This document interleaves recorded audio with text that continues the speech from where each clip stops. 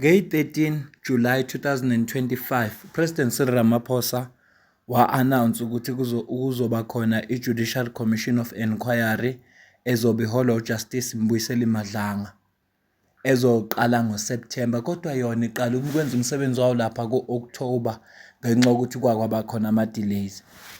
Kuleso speech sakhe wayithe ikhomishini le i-lifespan yayo is 6 months. First 3 months bazo-submit-a i-report yabo yokuqala. Njengoba-ke yaqala i-commission ngeyi-17 September, 17 December was their 3rd month. So bayisubmitha ngempela i-first interim report. Wasazisa futhi upresident ukuthi ngeke bayenze be-public. But ama-recommendations wayo ngoJanuwari bawakhipha sawabona. Emveni kwalapho yabe isisalelwe yi-3 months. Ngokubona ukuthi basesebaningi abantu efuneka batestifye, so akusizi ukuthi kuphuthunywe isiprocess ukuthi kusheshe kuqede kodwa umsebenzi ungenzekanga kahle. Upresident waphinde wa-extend ukuthi no, i-final report ifuneka bayisubmithe ngomhla ka-31 August.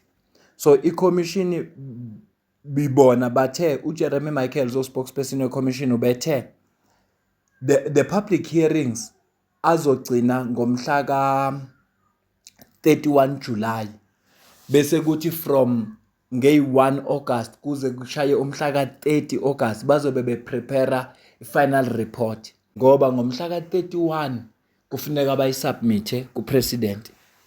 Ekhuluma-ke upresident nabezindaba abahlangane nayo kwiprogram ye-ANC bambuzile ukuthi njengoba umsebenzi ungaka futhi esengaka ama-witness angaka-testify, ngibala lana obomagistrate, ngoba khumbula ukuthi kuma-allegations kaGeneral Mkhwanazi wathi i-judiciary, i-NPA, i-correctional service, i-SAPS, Ekurhuleni, iTshwane. Kodwa abantu esibabonile betestify, sibabonile abaseTshwane, sababona abaseKurhuleni, sawabona be-SAPS. Akakafiki ngisho umuntu oyedwa, ngisho we-IDEC abakafiki. We-IDEC nje akakafiki umuntu. Kuma-politicians kusafike uMinister uSenzo Mchunu. uFadila Adams akakabizwa ukuthi azotestify. Mhlambe noPatricia Mashali, ngoba uSenzo Mchunu uminister wathi ngenxa yama-post ayifakwa uye ku-Facebook yiko lokho ukwenza ukuthi azathatha isinqumo sokudisbanda i-political killing team. So bese sebaningi kakhulu laba abantu. U-magistrate uMahlangu presided over i-case ka-General Khumalo and others. Lo wathi mayebanika i-bail condition wathi bangasondeli eduze kwama-office e-crime intelligence. Wathi uGeneral Mkhwanazi mayekhuluma ngaye, u-magistrate uMahlangu recused himself from the case. From lapho wayese efaka naye affidavit yakhe, naye simlindele ukuthi azotestify. Siyazi-ke ukuthi kune-information athi uGeneral Mkhwanazi ikakhulukazi ithinta i-judiciary namajaji. Wathi uGeneral Mkhwanazi they will testify it in camera, kodwa yonke leyo process leyo siyazi ukuthi i-process efuneka ibe khona. So upresident mayibuzwa ukuthi njengoba ubona iMadlanga afuneke ivale nje ngeyi-31 kodwa sisemaningi ama-witness, uzoyi-extenda na? Yena waphendula kanje. Well, the Madlanga Commission has been one of the most outstanding processes that we have embarked upon. And of course, you will recall that I was heavily criticized by everyone that I was setting up yet another commission. And I think South Africans have come to see that there is great value in enabling people who are independent, who've got a level of expertise to deal with matters that are challenging. And the terms of reference I gave them are quite extensive, and I'm glad that they have been doing their work in terms of those terms of reference. We are beginning to see real transformative processes that are emerging through the Madlanga report. And that is going to enable us to get rid of the rot and the challenges in our police service. And obviously, I am very pleased with the work that is being done through the Madlanga Commission. It may well be that they need a little bit more time, and I'll listen to that request if it comes. And obviously, the report that they now need to give is a critical one that will enable us to have the ability, the wherewithal to reform our police service. So all in all, very, very good work that's being done by the Madlanga Commission. And what is pleasing in terms of the terms of reference we gave them is that they are able to actually do real beneficial work as they move forward. And that is what we should be pleased about. And I guess that is what South Africans also want to see. So it's good work that's being done there.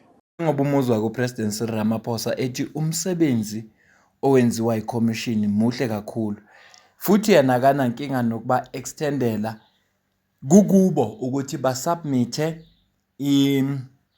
kukubo ukuthi basubmit mabefuna extension.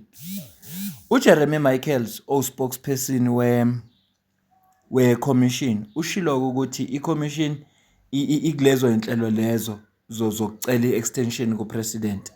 Namhlanje ke sekuvela indaba ezithi upresident useyi-extendile i-lifespan ye-commission. Sizofunda ke-statement esivela from the presidency.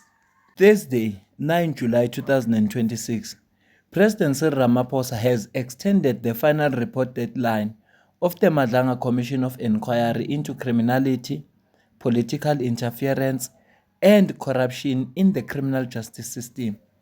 The Commission will submit its report on Monday, 16 November 2026, instead of 31 August 2026. As anticipated originally, the extension granted by the President set an evidence deadline of Friday, 2 October 2026, and a reporting deadline of Monday, 16 November 2026, to enable the Commission to close off topics it has opened up in the course of hearing to date. The extension will allow the Commission to hear evidence on all of the matters listed in its terms of reference. Without an extension, the Commission will have to leave large parts of its work unfinished. President Ramaphosa once again expresses his deepest appreciation for the work conducted by Commission as well as of the manner in which law enforcement agencies are following up testimony emerging from Commission hearings. Njengoba uzwakala i-statement ukuthi uPresident Ramaphosa uba extended. So it's September, October, November.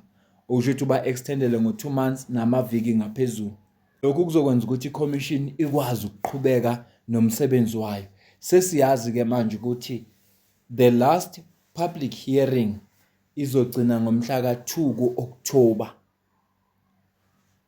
Ngomhla ka2 October lokho kuzonikeza i-commission isikhathi ke sokuthi ikwazi ukuthi ba draft i-final report.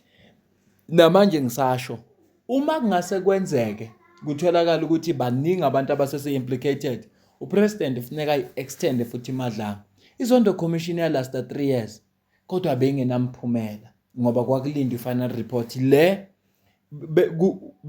uyithi thulo obufakazi beboshwa abantu ngoba izinto lezi ezikhulunywayo hayi ukuthi izinto ezazingaziwa, izinto ezaziwayo. President Ramaphosa fanele simncome mayenze kahle. Hayi lana wenza i-decision right, fanele simncome ngoba wenze kahle kuloko. Angibambe le video, ngicela ukuzukuphala kwakho la comment section. Ungasupporta ngokuba imember le channel, ungasupporta ngokusidonatela noma ngamalini. Ikhona account kwi comment ephiniwe. Mina nawe sidibane kwi video elandelayo, ngiyabonga.